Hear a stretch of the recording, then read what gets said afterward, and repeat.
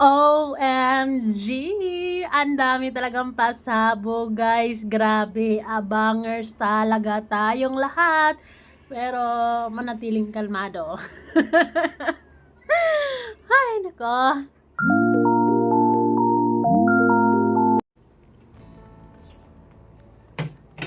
Kinikilig na naman ang person sa nakikita ko. Oh my God! Hi, my life, another video, another share, guys, another POV. Yes, happy Sunday sa lahat. And itong araw na to, may pasabog na naman ang ating langga, no? Kita nyo naman yan.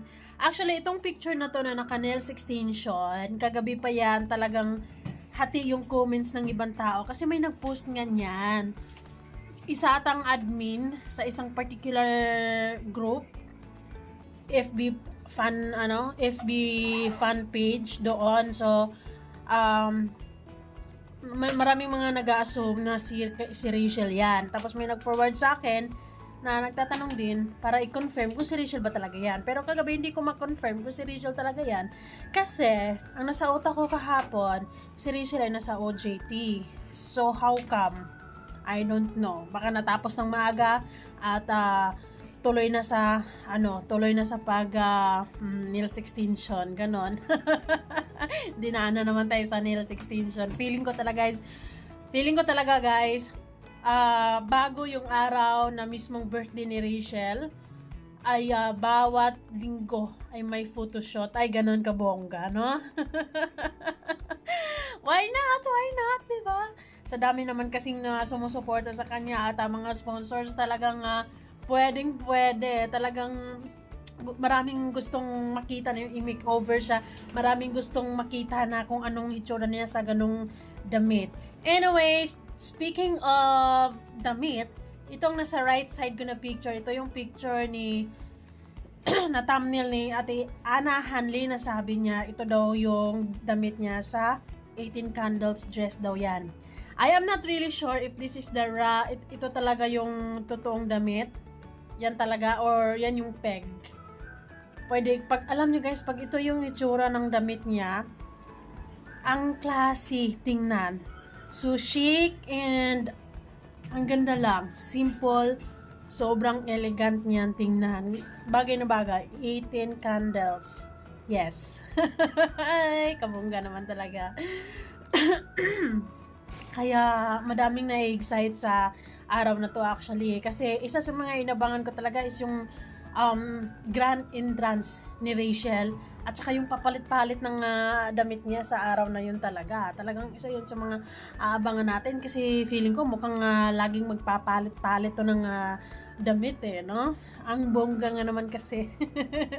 Ganyan siya minahal ng mga supporters niya at mga sponsors. Talagang gastos kung gastos, basta maging maayos lang yung araw na yun, mapasaya lang si Rachel at magiging maayos lang ang lahat, walang problema sa kung magkano ang gastos, no?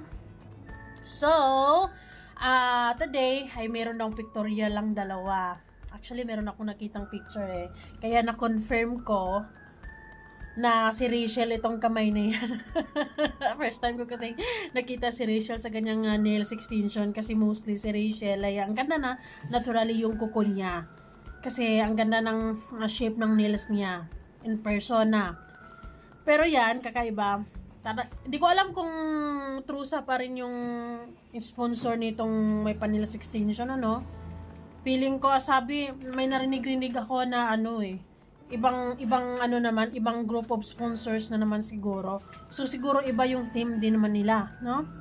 Kasi may nails extension, ang ganda. ang dami talaga nating abangan. Ang daming pasabog sa siguro last week pasabog. Kumbaga buong linggo yun. Talagang puro pasabog, puro achievements, puro magagandang balita. Hi, thank you Lord. And of course, this week nagsimula linggo na linggo pero may pasabog agad. Hoy, Dong Ruel, BTS ha. dapat merong BTS para mas masaya, para mas meron kaming abangan, meron kaming mapapanood, no? hindi pa nga ako nagsasawa doon sa paunang BTS. Ay, meron na naman ulit. Oh my God. Pero guys, isa ako sa mga talagang nag-aabang sa photoshoot na yon, sa photoshoot nila today, kung anong kinalalabasan for sure. Andun yung sexy, fierce, pretty, as usual. Actually, kung ito yung peg ng damit ni Rachel for her 18 candles dress, ang ganda. Super. Mala prinsesa ang peg, no? Mala prinsesa ang peg. Tapos yung hair niya is ganyan lang. Yeah, tapos medyo curly ng onte. Nako. Na-excite tayo lalo sa mga inilabas nilang patikim, no? Mas lalo tayong nananabik sa araw na yon kasi ang daming pasabog, ang daming ganap, ganun. Napaka-busy, pero yung kinabisihan ni Rachel ay ikinakasaya naman natin. Kumbaga, kung gaano siya ka-busy, ay talagang nagtatrabaho siya ng bonggang-bongga. Sobrang masaya din tayo dahil meron tayong abangan na naman. Hala, grabe talaga siya. So guys, isa din ako sa mga nag-aabang, sa mga na-excite kung anong itsura ng dalawa kasi photoshoot nilang dalawa today.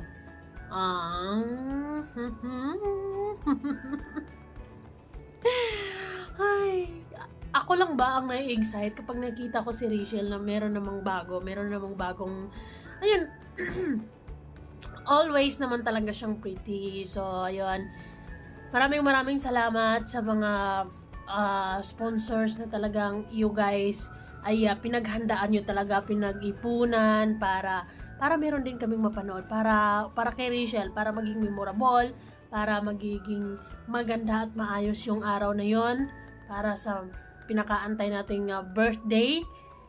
Ay nako, isa ko sa mga masaya kaming mga fans na tamang nood lang talaga yung ambag namin ay sobra kaming na-excite sa mga ganitong ganap. So maraming salamat sa mga sponsors na talagang grabe yung pagmamahal, suporta nila kay Rachel, dahil hindi lang si Rachel ang naging masaya.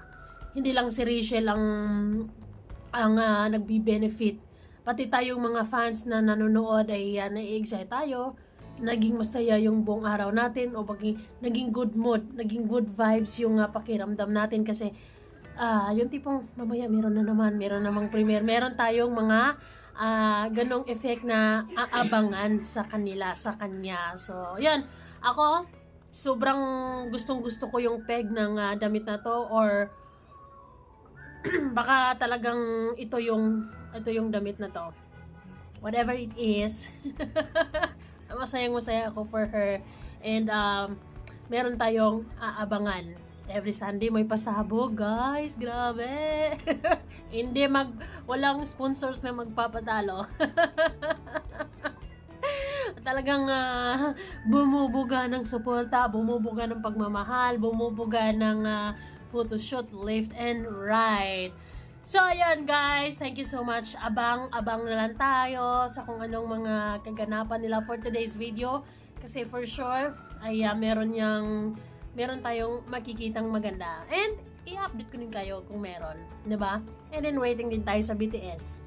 Hanggang waiting din tayo sa mga resulta talaga mismo. And, yan lamang. Thank you so much guys for watching, and see you guys all on our next video. So, comment down below kung anong masasabi nyo sa nakikita nyo yan mismo. Sa nail extension na yan, sa damit na to. Ay, March ba lang? Kakapasok lang ng March, pero yung pakiramdam natin parang dahil sa excitement natin, dahil sa sobra nating saya, ay mararamdaman natin mapapabilis ang March na to. April agad. Ganon yung effect. Diba, may ganong effect kapag masaya ka, kapag masyado kang excited sa araw na yon, and sobrang parang hindi mo mararamdaman ang tagal pala, mararamdaman ang bilis, ganon. So, okay! Bye for now guys! See ya!